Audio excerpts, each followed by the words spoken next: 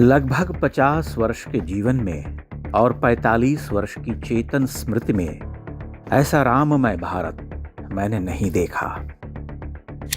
1990-91 में भी राम मंदिर आंदोलन के समय भारत राम राम के घोष में डूबा हुआ था, लेकिन तब अंतर विरोध भी बड़े थे।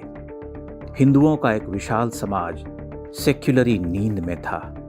1992 में ढांचे के ध्वंस के बाद राम मंदिर की अंतर्धारा तो बहती रही, किंतु सत्ता में बैठी सर्वथा विरोधी शक्तियों ने उस अंतर्धारा को नदी का प्रकट रूप न होने दिया। 2014 के बाद स्थितियां बदलने लगीं। आज देश राममय हो उठा है। अद्भुत है इस रामायण पर चलना। हमें ध्यान आता है, कुछ वर्ष पहले तक एक दाक्षिणात्य से चर्चा करते हुए हमने कहा था कि हिंदू धर्म में अनेकानेक देवी देवता हैं, किंतु राम की व्यापकता अथवा भारतीयता अनन्य है। वह थोड़े असहमत थे।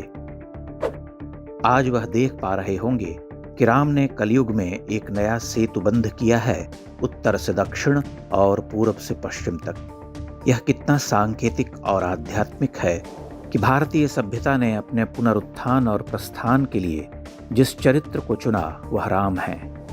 ऐसा नहीं कि राम से पहले भारत में महापुरुष नहीं हुए, अनेक हुए, लेकिन राम एक प्रतिमान बन गए। मर्यादा, त्याग, तितिक्षा, तप, प्रेम, करुणा, शौर्य और धर्म का वैसा विग्रह भारत ने पहले नहीं देखा था।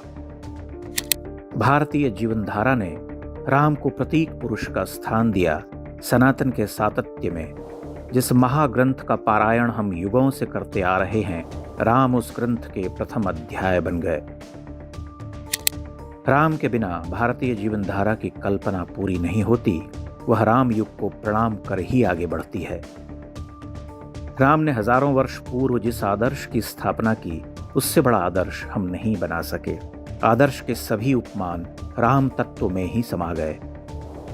इसीलिए जब भारतीय सभ्यता ने 1000 वर्ष के संघर्ष और जय पराजय के बाद अपना प्रस्थान बिंदु चुना, तो उसे राम का ही ध्यान आया।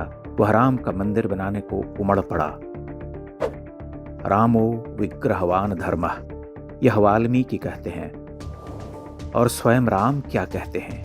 धर्मम अर्थम च कामम च पृथ्वीम चापि लक्ष्मण, इच्छामि भवताम अर्थे एतत् प्रतिशृणोमि ते।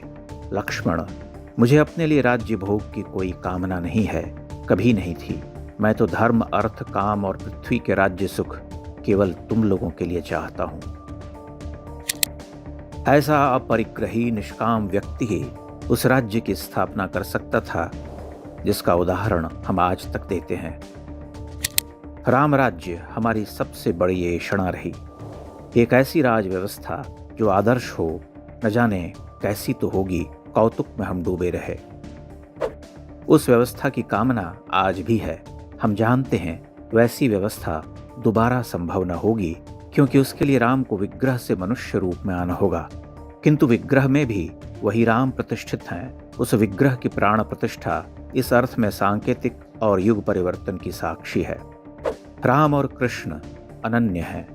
यूं तो हम सभी देवी देवताओं को सगुण रूप में देखते पूजते हैं, परंतु राम और कृष्ण मनुष्य, अनन्य साधारण मनुष्य के रूप में आते हुए महामानव के रूप में प्रतिष्ठित हो जाते हैं। ऐसे मनुष्य जो अपनी मनुष्यता से देवत्व में संतरण करते हैं और पुनः पुनः मनुष्य रूप में प्रकट होने की संभाव्यता को बनाए रखते हैं। राम कृष्ण से पहले आते हैं। राम सीधी रेखा पर चलते हैं। वैसा दृढ़ निश्चयी, सत्यनिष्ठ, अडिग मार्गी, निर्भ्रांत, वीर, धर्मात्मा उनसे पूर्व कोई नहीं।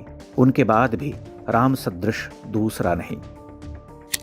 भगवान कृष्ण भिन्न अर्थों में अद्वितीय हैं। इसीलिए राम भारतीय सभ्यता के इस नए युग के नायक हैं। उनकी छत्र छाया में ही इस देश को रहना होगा। राम ही इस नए पथ के प्रदर्शक हैं। 1992 में ध्वंस हुआ था। ध्वंस कष्ट लिए आता है। अब निर्माण का समय है, इसीलिए आनंद लिए आया है।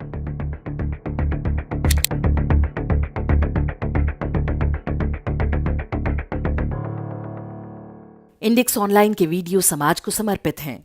आप इनको डाउनलोड करके जैसे चाहे वैसे प्रयोग कर सकते हैं। चाहे तो आप हमारे टेलीग्राम चैनल से जुड़ सकते हैं। वहां सारे नए पुराने वीडियो आपको मिल जाएंगे। हमारे सोशल मीडिया लिंक हर वीडियो के डिस्क्रिप्शन में होते हैं। हमारा एकमात्र उद्देश्य हिंदू समाज को जागृत और एकजुट करना है। इसमें सहभागी बने। धन्यवाद।